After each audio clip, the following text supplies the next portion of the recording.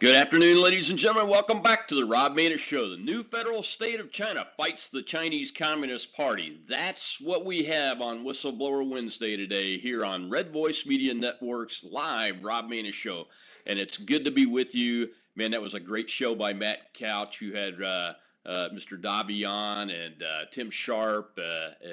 And just a great set of shows today. And I've got a good, solid show here today.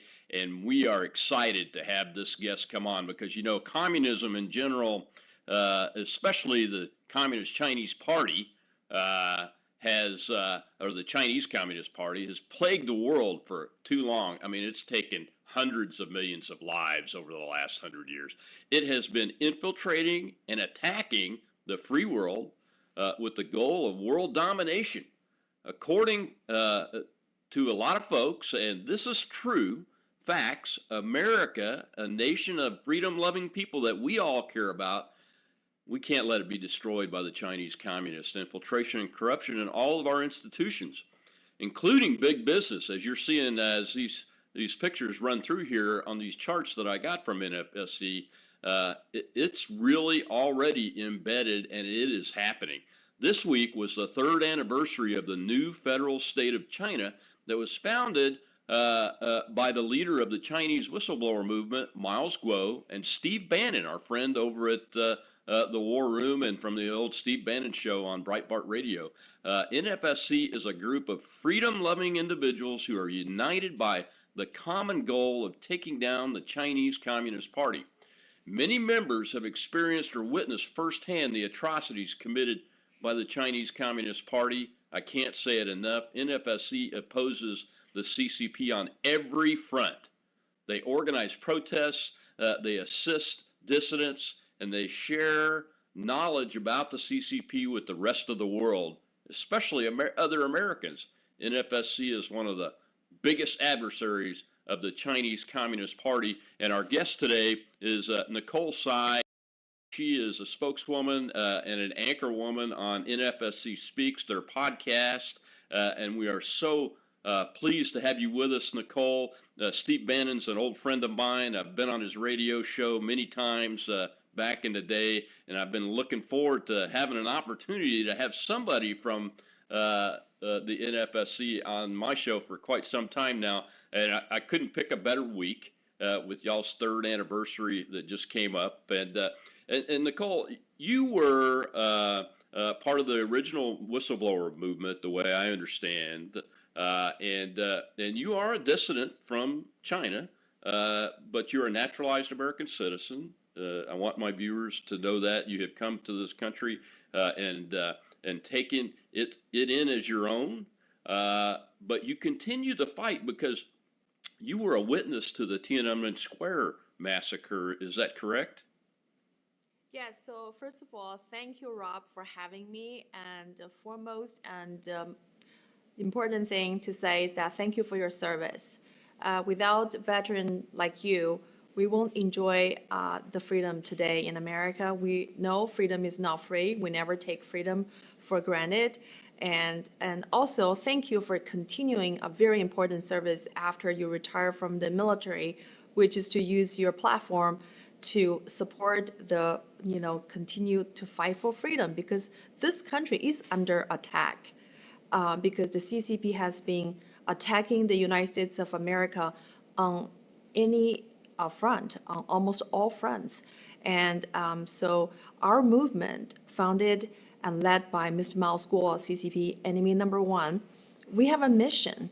We want to take down the CCP, but we want to start here, right here in the United States, in the United States of America, because this country has been infiltrated by. So it's based on the U.S. failed policy on the CCP. Way for CCP to infiltrate in this country.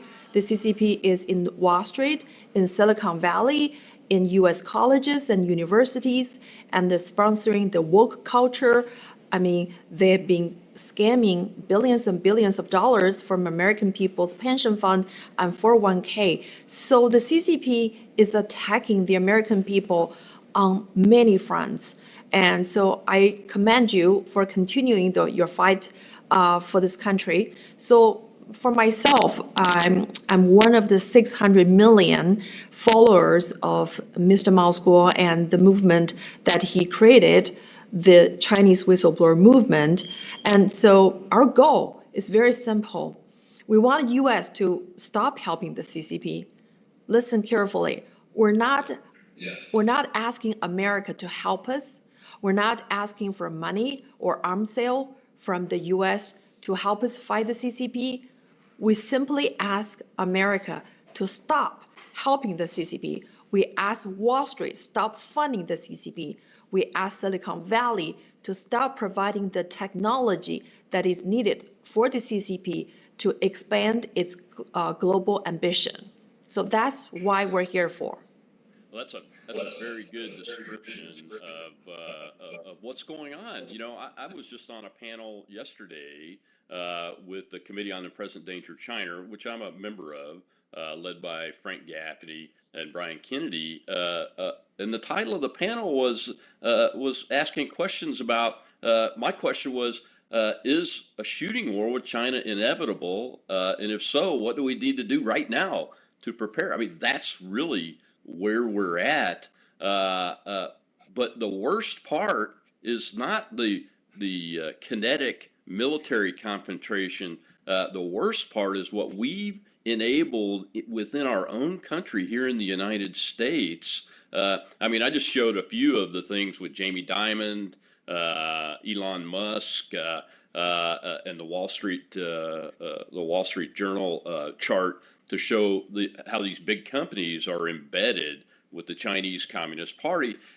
And look, nobody that believes in capitalism or business holds it against individuals for wanting to build the best product, get the best price for labor and materials, and get the best price to the consumer. I get all that, but at some point, these guys like Musk and Dimon and all the others that go over there have to recognize that things like what I did on my own show yesterday was a whole show about the forced organ harvesting of the Falun Gong and the House Christians and the Uyghur Muslims, where the Communist Party has basically created like 20-something% of their GDP based on forced organ harvesting, where you call a doctor on the phone and say, I need this, and is it going to be a healthy person? Oh, and the doctors admitted, yeah, it's going to be from a Falun Gong. They're all healthy, they live healthy lives, so we guarantee that. It's incredible that these American businessmen, and these are just facts, aren't pushing back on this for the sake of continuing to make their billions and provide products. I get it. I carry I got an iPhone myself. I get it. I understand what the business people are up to and the American citizens are up to, the economy. I get all that, but at some point we have to stand up and fight against this. It's just horrific crimes against humanity. What kind of response do you all get when you confront these people? Because I know you do. You message them. I know that there are meetings and those kind of things. What do they say? Well, it is a very hard fought battle because we're not just up against the CCP, the world's most monstrous dictatorship. We're also up against Wall Street, big tech, mainstream media, and the Unity Party, who have been producing and supporting a policy of so-called engagement policy with the CCP. I mean, imagine during the Cold War, if we know the KGB was committing huge crimes against humanity, was America engaging with the KGB economically? Was the Wall Street investing hundreds of billions of dollars in Russia? I mean, those are the key questions we should be asking. And I commend the great work that has been done by the Committee of the Present Danger. I know quite a few people there. Roger Robinson, who recently said in the congressional hearing, he said, in this country, over 100 million American people are holding stocks or bonds that are contained in the CCP's risky securities. And some companies are on the US sanction list. So basically, that means more than 100 million American people are putting their money into the CCP-controlled enterprises that has been using the Uyghurs and the Falun Gong practitioners, slave labor or from the concentration camp to make profits. Yeah. So where's the moral indignation? Where's the public outrage? In this country, I thought people care about the human rights. But when it comes to China, when it comes to the 1.4 billion Chinese people, I mean, nobody is stopping the Wall Street or the corporate America like Nike, JP Morgan Chase, and even Twitter. I mean, Twitter's CEO and Elon Musk has a big factory in Shanghai. That's Tesla right. factory was established in Shanghai because the CCP gave him the permission and the subsidy. And Elon Musk's 44 billion takeover of Twitter was also largely funded by the CCP money, $800 million from Sequoia Capital and $500 million from Binance. I mean, so these are the questions that we should be asking the American people, or should we continue to allow America's failed policy to encourage the CCP's slavery of the 1.4 billion fellow human being? Yeah, and I don't think it should be lost on folks, ladies and gentlemen, to the audience out there, is that what Nicole's talking about is common knowledge, number one. And thank you for giving a shout out to Roger Robinson. He is the committee's warrior on finance and economics. That without him, the successes that we've had making inroads into these types of areas would not be occurring. So we're very, very thankful for him. But you know. The other thing that shouldn't be lost on folks is that what you just named off are not just corporations, and they're not just Democrats. When it comes to politicians, it's Republican politicians too. Sequoia Capital is a big financer of some big name Republicans out there, and you know what? I have questions. I have questions of how some of these Republicans in leadership that how could you actually rule or govern without bias because of that, and we haven't even talked about the President of the United States and his family right now, who I believe are completely captured by the Chinese Communist Party. And that's why we're starting to hear about a turnaround away from a realist foreign policy and national security policy towards China that Donald Trump put into place. And Biden and his team are making noises about softening that and going back to a more idealistic foreign policy so the CCP can even have more of their way around the world. Well, we've got to take our first break, Nicole, but when we come back, I've got a video of my friend Steve Bannon I want to play for you and get your thoughts on that. We got a lot of video from the conference this weekend celebrating the third birthday of the NFSC.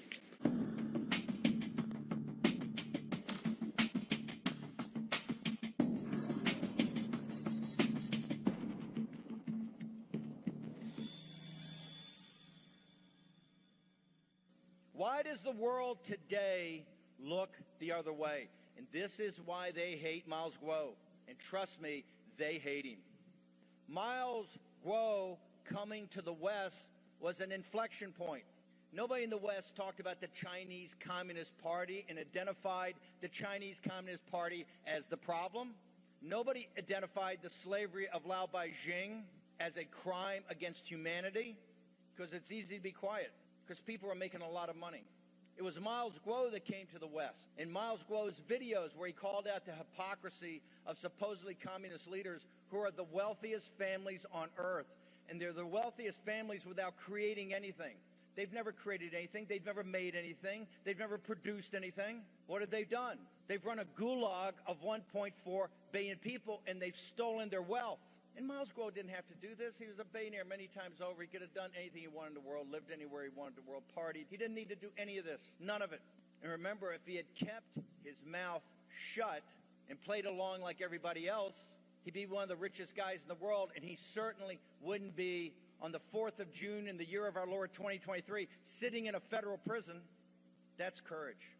What I've seen is he's changed the direction of the world because he's identified them as a transnational criminal organization, created by and empowered by the United States State Department and people like General George Marshall. And then 50 years later, with the blood not even dry on the stones in Tiananmen Square, supported again. What Miles Guo did is historic because he bifurcated the Chinese people from the Chinese Communist Party, and we know that they hated that. He said, this is not the Chinese people. There's only 92 million Chinese communists, and they're not even that effective. It's just a handful of factions and families that take the wealth because it's a totalitarian state, by the way, of which you've helped build with your capital and your technology and looking the other way.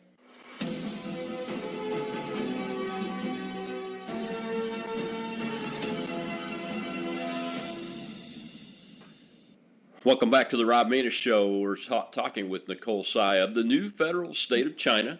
And it's a pleasure to have you on. Unfortunately, I've never had the opportunity to meet Mr. Guo, but I feel like I know him. And whenever I hear his name, I think of these words: take down the CCP.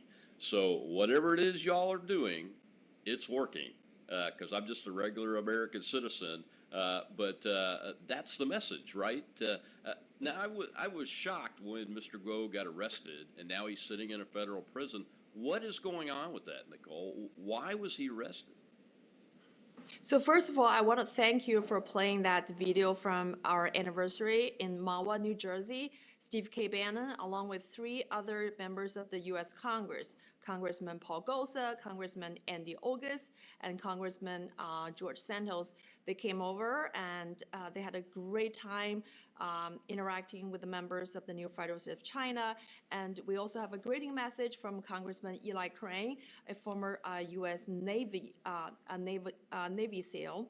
So it was a beautiful celebration of freedom among both the American patriots and the Chinese freedom fighters.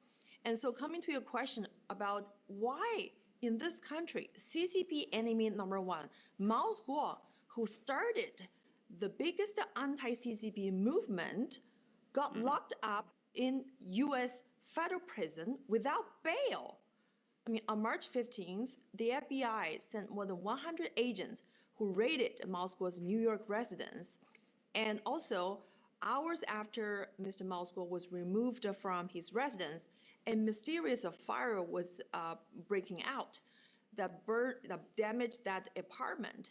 And FBI still cannot explain what is the origin of this fire and what are the properties and things that have been burned in the fire. And the SEC falsely charged Mao Guo investment opportunity called the GTV. So what GTV was funded by the Chinese whistleblower movement members because our voice had been censored by America's big tech. I mean, Mao Guo's Twitter account is among the first to be permanently suspended by Twitter among all members of, the members of the new Federal State of China. I mean, our speech have been censored by America's big tech. So we wanted to have our own independent, free media platform where we can have our voice to be heard by people from around the world. So that's why we put the money together and created the GTV. And you know what? In 2020, GTV was among the first media outlet that exposed the content from that laptop from hell. Wow. So what is the consequence? I did not know that. I did not know that. So it was before New York Post and before all the other media platform. GTV was among the first to blow the whistles against the contents from that laptop from the hell. And now we know the House Oversight Committee have been, conducting a lot of investigation, and they found that, this is not Russian propaganda or Russian disinformation. This is for real. This is the It is. CCP's infiltration in the US government, in the US White House, the First Family, and the US government officials. This is not a conspiracy theory. So you know what? The GTV, who is among the first to report the facts, has been falsely charged by SEC. The SEC took all of our fund, and still we cannot get our fund from the SEC. And they blame Mao School for frauding the 5,500 GTV investors and lock him up in federal prison without bail so far. So This how is does a that, political how do you witch feel? hunt. It is. How do you feel about that? I mean, folks, you can see the threads coming together as Nicole talks about this. How do you feel about the United States FBI and Department of Justice behaving this way? And it's obviously in support of protecting the person in the White House and his family from any investigation whatsoever. We've learned that from the whistleblower stuff that's going on in the FBI's refusal to release the form with both the informant and the whistleblower documenting the criminal activity by then Vice President Joe Biden for a $5-point-something million bribe. How do you feel as somebody that has escaped communist China and like I do, how terrible the Soviet communism was? How do you feel? What are you thinking about when you see these things from our government that's supposed to be the land of the free and the home of the brave that I fought for? Well, I'm disappointed, I'm sad, but I'm not surprised because the CCP's infiltration in the United States of America has been going on for decades.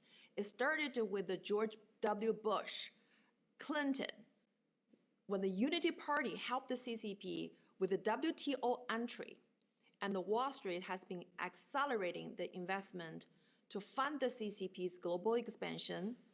And when Google, Yahoo, Microsoft, and they surrendered the US technology for the CCP to start its own surveillance program and put 1.4 billion people in jail. I mean, we already know that the CCP has been funded by the Unity Party, by America's Wall Street and big tech, and they are not content with just enslaving the Chinese people. They're coming to America.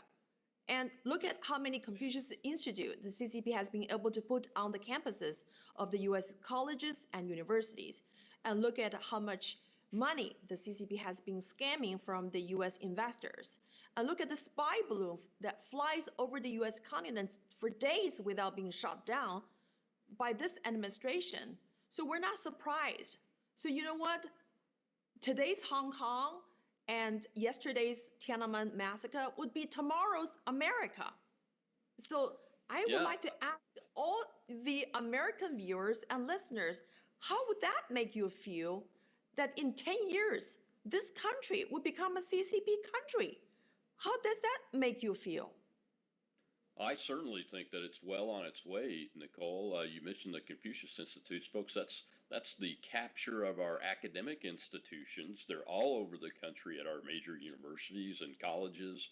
And your children, you're paying those colleges and universities for your kids to attend there to get indoctrinated by the Chinese Communist Party through these infiltrations into our academic institutions. And it's almost unbelievable. I said this yesterday during the organ harvesting show with an expert on that it's hard to believe that this is actually happening, but we have the facts right in front of us. I opened the show with those slides showing Musk and Diamond and the Wall Street folks and the numbers. I mean, it is real, and we have to keep getting the word out. Thank goodness Miles Guo made it out and did come to America, and people like you have been able to get here, and that force has become more and more organized and is supported truly by millions of Americans like me, and especially like Steve Bannon, obviously. But what else can we do is the really big question. I mean, Mr. Guo's sitting in prison. Bannon is awaiting outcomes from his own criminal trial. Breaking news today, it's being reported that leaks are showing that Mr. Trump's going to be indicted next week on one, possibly two charges that are completely made up. Completely made up. I mean, my dad was a friend of a guy named Gary Powers who went through a Soviet show trial when his U-2 was shot down and was in prison and those kind of things. So I've studied those things, and this situation in the United States of America with their justice system institution really smells a lot like communism from a judicial perspective. If you are of the wrong party or ideology. Well, yeah, so as a Chinese American who was born and grew up in communist China, I'm increasingly seeing this country that I love is becoming the country that I fled. I mean, in 1989, when the Tiananmen massacre happened, the Chinese people was tuning into the Voice of America or the CNN and MSNBC. I mean, because these American independent media were telling the truth about what's really going on. But today, if you listen to the news story being reported by Americans' mainstream media, they're simply echoing and even amplifying the CCP's false narrative. So this country has totally changed. And that's why our little network was started a few months ago and decided to go live as a channel. The Red Voice Media Network is because the media in America is worse, really worse than the old Soviet communist media and the current Chinese communist media because it professes to be a free press and wears the cloak of the First Amendment. We've got to take another break, Nicole. I hope you can stay with us for at least one more segment. I've got another good video clip out of the NFSC conference with Bannon, but it's a little bit different focus. We'll see you after the break.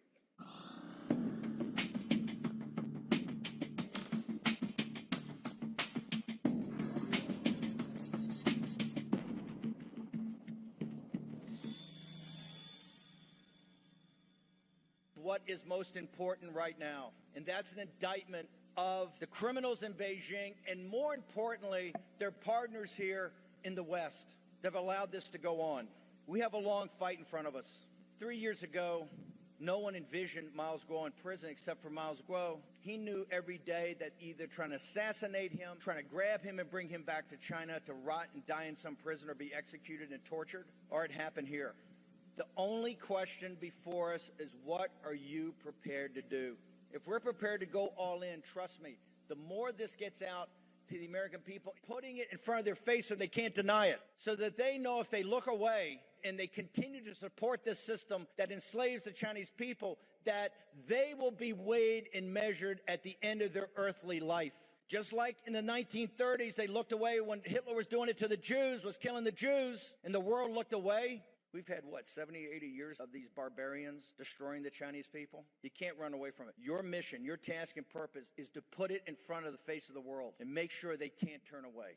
Because in not turning away begins the next step to our victory. Honored to be here. Honored to found this. Thank you.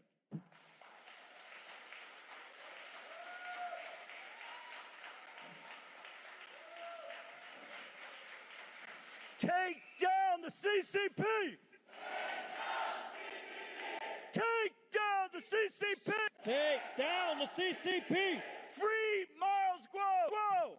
Free Miles Guo! Good day, ladies and gentlemen.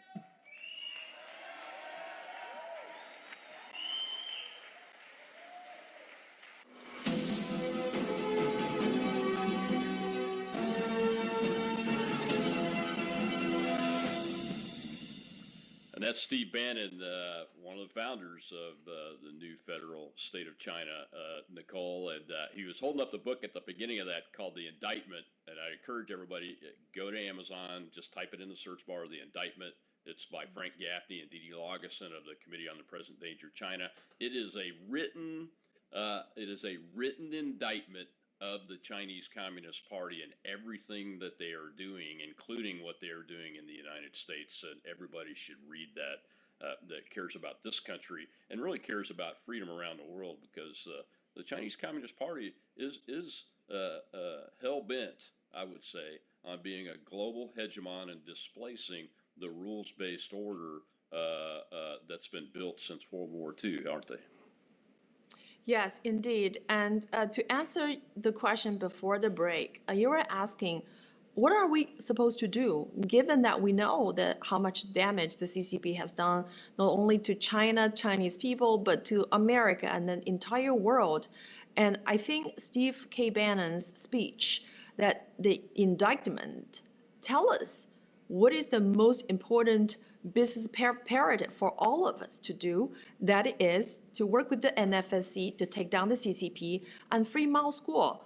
Remember, back in 2017, when Mao Guo first came to the United States of America, he tipped off the FBI about the CCP's 13579 plan. 1 stands for one bioweapon, 3 stands for 3 years in the development of a deadly virus, later known as a COVID-19, that has killed more than 1 million American people's life during the pandemic. And 5 means 5 years. They'll come up with a false vaccine. We know that the vaccine mandate has deteriorated the economy and further deteriorated the public health. And 7, 5 means actually the virus will be in fact for 5 years, dragging down 7 countries. That's what the 7 stands for. And 7 means Five Eye Partnership plus India and Japan. And 9 means, a vaccine will be developed within 9 months to further deteriorate the public health and economy. So everything that Mao Guo predicted has now become a tragic reality. Not only the CCP has successfully launched a bioweapon against the entire world, destroyed a very good economy, and also the CCP has another plan called the 3F plan, ferment weakness, ferment chaos, and ferment destruction from within. And that is all about the CCP's plan to take down America. And listen carefully, this is about destroying America from within, because nations do not die from invasion. They die from internal rottenness. So there was a DOJ full-time employee lawyer, George Higginbotham. So he took $41 million from the CCP and agreed to help the CCP to do its dirty bidding within the DOJ, trying to influence the White House and DOJ to return Mao Guo to China. And you talk about, even on the Republican side, there were 2 prominent RNC donors, Elliot Brody and Stephen Wynn, both served as finance chairman of the RNC.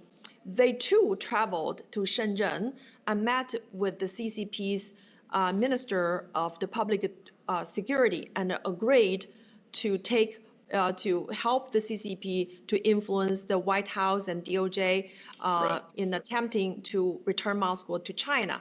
So Stephen Wynn got a special permission from the CCP to run its casino business in Macau.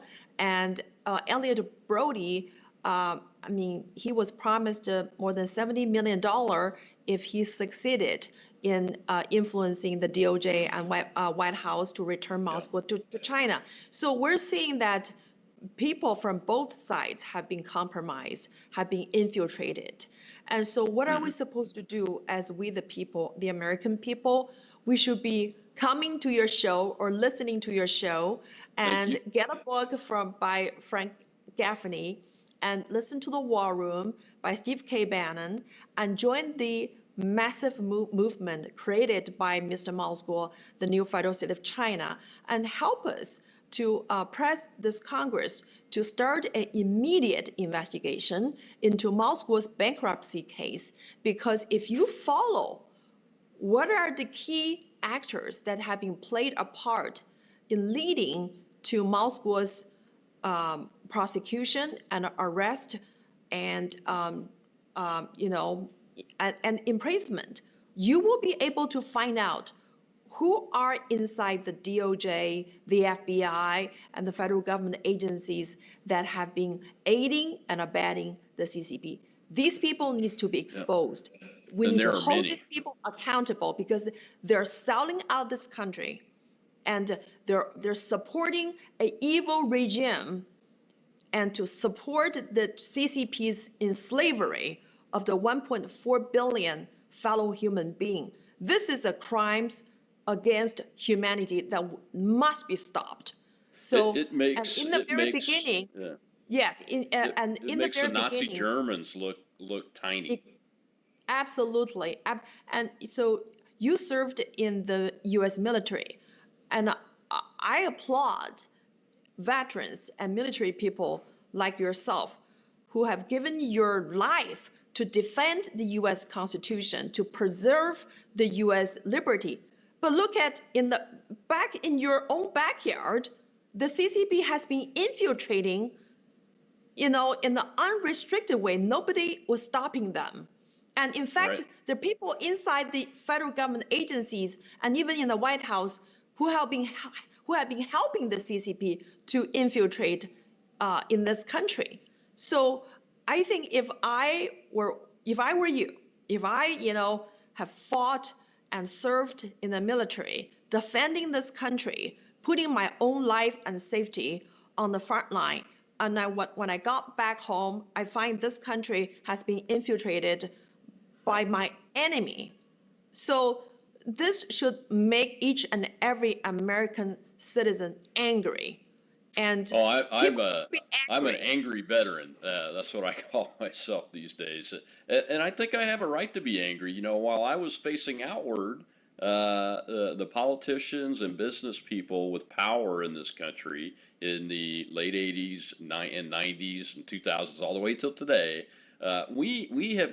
You mentioned it earlier. We have not done what we did to the Soviet Union, where we economically isolated them. We did not help them build their economy. We actually did things to hurt their economy through the years. And then in the end, we outspent them on defense spending and ran their economy into the ground so much that the Soviet Union broke apart. It had to for its people's sake to survive, just to live. So I am very angry at what's happened, because what we did is we've now created an economic powerhouse engine in the Chinese Communist Party that controls the country of China, and that is doing things like the Belt and Road Initiative. I remember that global hegemon that it wants to be. It is becoming that as we speak, and we are enabling it. It's infuriating. Our companies, as we've already talked about, the company leaders are continuing to go over there. Then they will not speak out against and publicize things like the Falun Gong, the Uyghurs, the House Christians, the forced organ transplants, any of those things, slave labor, all of it. It's the United States of America that's doing this and enabling it. And even though it's staring us in the face, Nicole, the prospect of a real shooting war and a World War III, truly, with Russia on the side of China, which would be unlike any violence that's been seen in the history of mankind before, and devastating. And we have to do everything we can to prevent it, except for we will not surrender for it. As Ronald Reagan said, we will not surrender for peace, but we'll do everything else we can to prevent it. And I'm so glad that you came on today. I know you're out of time, but where can folks find you? I know you're on Getter. What's your Getter address? I think you're on Twitter too, but also the NFSC. I want people to go there, and we'll promote this show once it gets published on the web and those kind of things. But it's very important, folks. Get to the new federal state of China information and support them. Yeah, so thank you so much again for having me. I would love to come back again because we have so much to say, and the viewers can follow the NFSC on our official website, and that is nfscofficial.com. And our getter is NFSC Speaks. Twitter is NFSC Speak. And so my closing thoughts, you mentioned about, we should not surrender for peace. I say if we surrender for peace, we will never have peace because President Reagan have always been warning people, peace through strength. You have to, you have to be bold, you have to be strong, you have to deter the enemy so that you can have peace. But over the years, the US policy toward the CCP is called the appeasement policy. And so you don't have peace because you're not strong. And so Right. again, I'd love to come back and let's continue the discussion. Really enjoy being here. And we will also promote your show, your segment, because people in China and all the members of the NFSC, we love veterans. We love people from the Reagan time. And because President Reagan is all-time favorite U.S. president to all the freedom-loving Chinese people.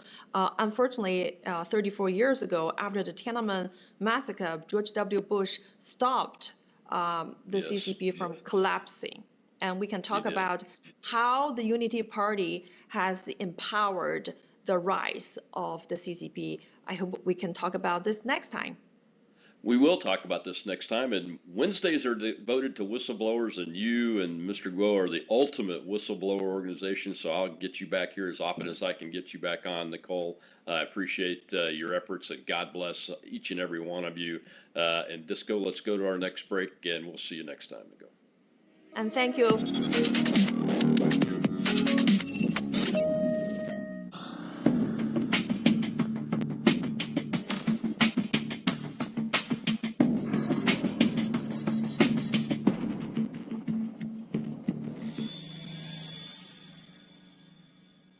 I take just about any and every opportunity that I can have to highlight the threats and the evil of the Chinese Communist Party. So I'm going around the country, I go around the state of Michigan to talk about the threat and educate the American people, and organizations like this that help educate the American people about the threat from the CCP is something that is absolutely essential. Because the threat is real. I spent 18 years in Congress before I began this debate. Do we provide the CCP with improved trade relations? Nobody came in and said the CCP has earned the right to have normal trade relations with the United States of America. They came in and said there's lots of problems with the CCP. It's an evil regime. But if we engage with the Chinese Communist Party and give them normal trade relations, they will become more like us. And China did change. China grew from a $1 trillion economy to a $17 trillion economy. But they didn't change. They became more evil.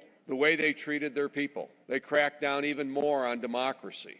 I saw the same kind of threat from the Chinese Communist Party that it posed to our friends and allies in Europe, economically, politically, and constantly growing militarily. Even today in Michigan, as we know the abuses of the Chinese Communist Party, the state of Michigan, our legislators, our governor, have signed an agreement with two Chinese companies. Not only are we inviting the Chinese Communist Party to come into the state of Michigan, we're paying them to do it. We're going to plant them in the middle of the automobile industry in the United States of America so they can put out their tentacles and make it actually easier for them to steal our technology from the U.S. automotive industry and transfer the Chinese Communist Party. We have to explain more clearly to the American people how deep this threat is, what it means to them, to their family, to their kids, and in my case, what this threat means to our grandkids. Because a growing and expanding CCP on a global basis will only extend the evil that it has, that the people of China feel today, to other parts of the world. That is why it is so important for this organization to continue the work that it's doing. I look forward to the day. I hope we don't defeat the CCP through military action. Through our economic might and economic strategies, we can defeat the Chinese Communist Party. I look forward to the day when the American people and the people of China recognize that in their time of hardship, that in their time of suffering under the Chinese Communist Party, it was the people of America and our allies who value human rights and democracy, that we stood with the people of China.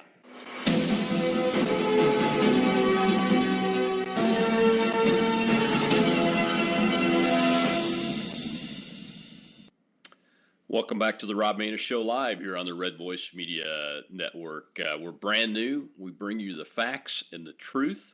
You're going to see us on places like Q and Roku and those kinds of channels real soon. You can find us at Red Voice Media Network on Rumble. Please subscribe to the channel and share it. We are live every day.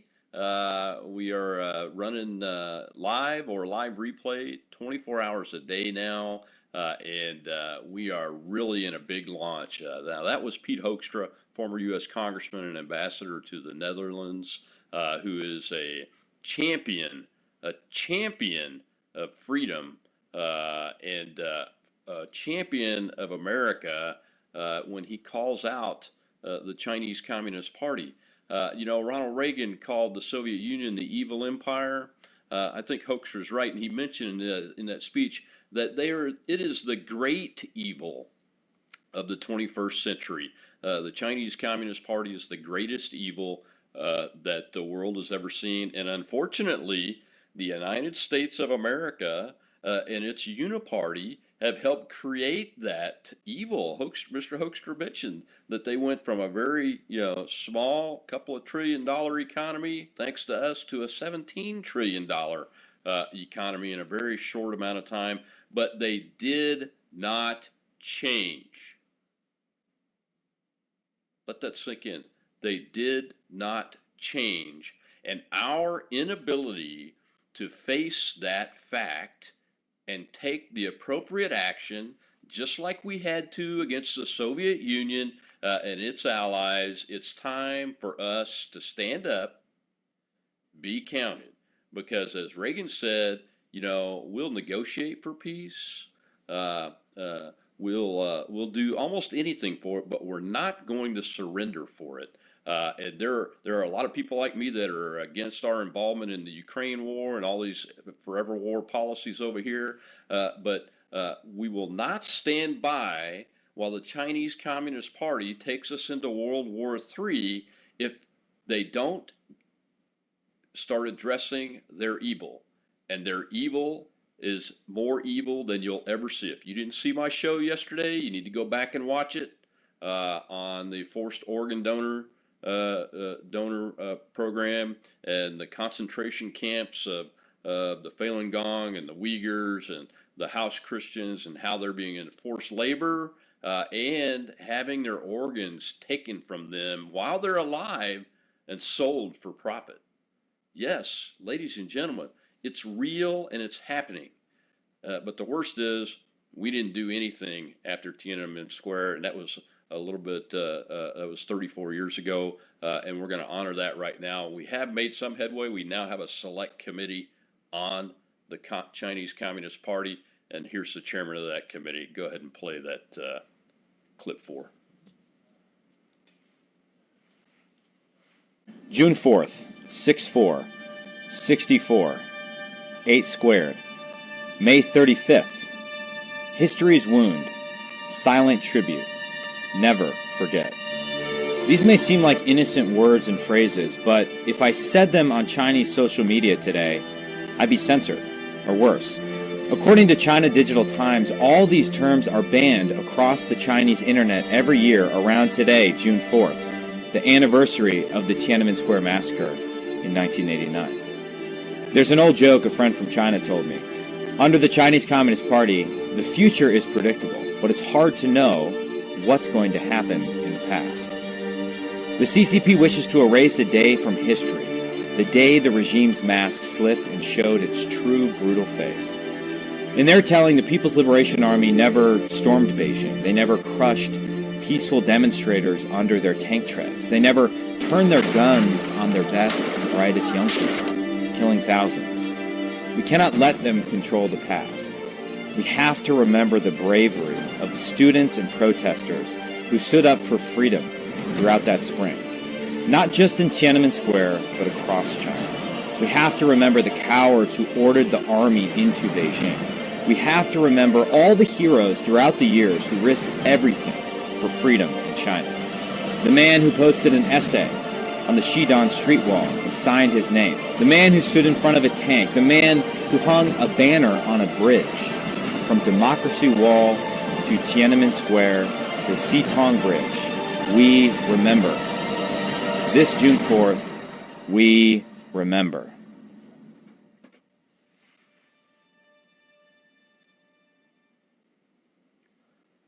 I'm Rob Manus, Red Voice Media Network. You get the facts and the truth. We have to do better, America. It's time to step up and face this great evil that we've helped create and put it where it needs to be in the ash heap of history. I'll see you tomorrow. It's Truth Thursday. We're talking to the wife of another police officer that's been wrongly convicted on a good shoot and imprisoned. And next up is Drew Berquist with This Is My Show. Tucker's still laughing, and he's back, by the way. Episode 1's on Twitter.